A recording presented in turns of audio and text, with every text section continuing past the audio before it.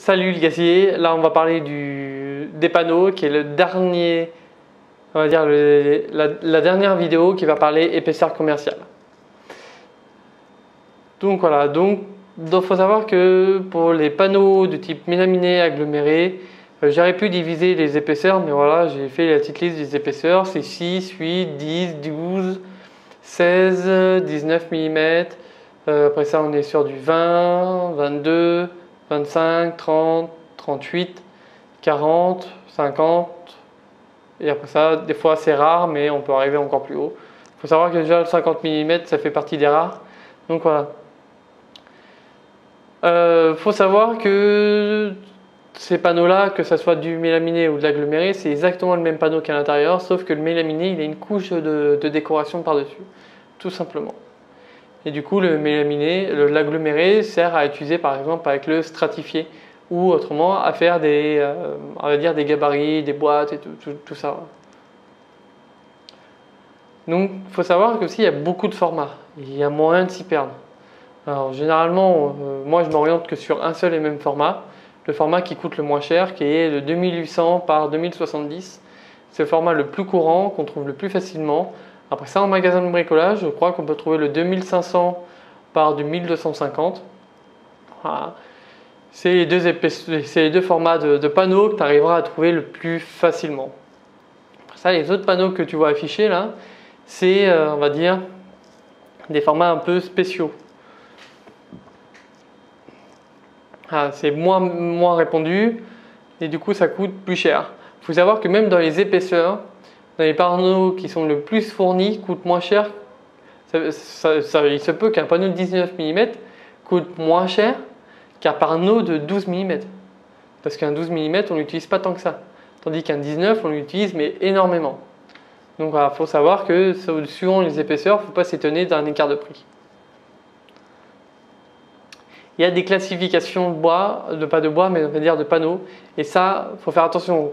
On n'a pas ça avec le bois, parce que le bois, il est vraiment fait pour un usage particulier dû à sa nature.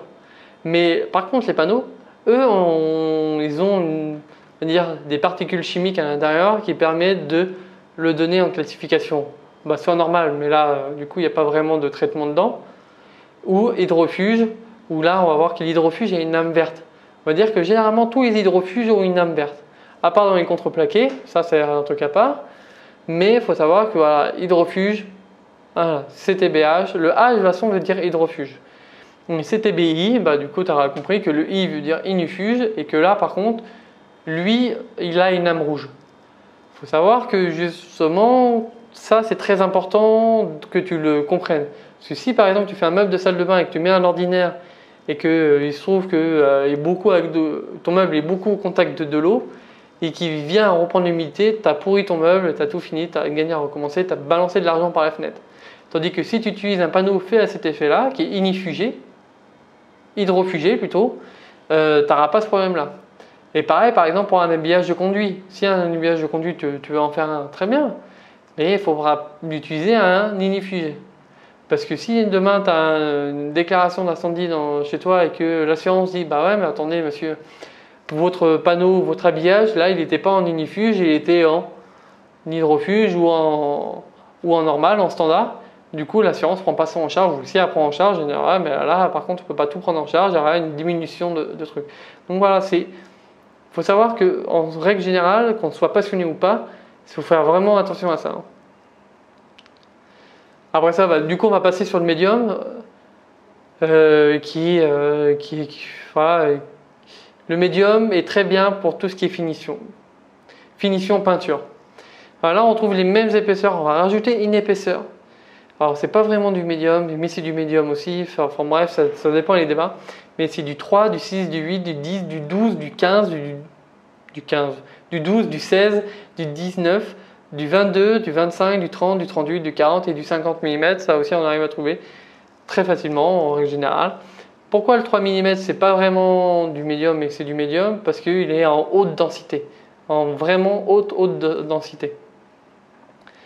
Donc justement, là on va revenir sur les formats, mais les formats c'est le 2800 par 2070 que j'utilise 3/4 du temps parce que c'est le format qui coûte le moins cher, tout simplement. On retrouve encore du 2500 par 1250 qu'on peut trouver en grande surface. Les classifications, alors on trouve les mêmes, hein. On est en standard MDF. Après ça, on est en MDF X pour l'extérieur. Là, c'est très intéressant parce que le X, lui, veut dire extérieur. Très intéressant de retenir parce que par exemple pour le CTBX, qui est les panneaux pour faire pour l'extérieur et qu'on utilise pour le contreplaqué. Donc tout ce qui est en X est fait pour l'usage extérieur. Après ça, MDF H, on retrouve le H pour l'hydrofuge. MDF I, pareil pour l'ignifuge. On regarde le même code couleur, vert et rouge, et le médium haute densité. Donc MDF HD, haute définition si vous voulez aussi, il n'y a pas de problème. Mais voilà, c'est la haute densité. Ça, c'est essentiellement le 3 mm qu'il a. Voilà. J'espère que maintenant, là, on vient de finir cette petite partie sur les formats de bois. J'espère que du coup, ça t'a apporté beaucoup. Et je te dis à tout de suite dans la prochaine vidéo. Ouais, ciao, le Gassi.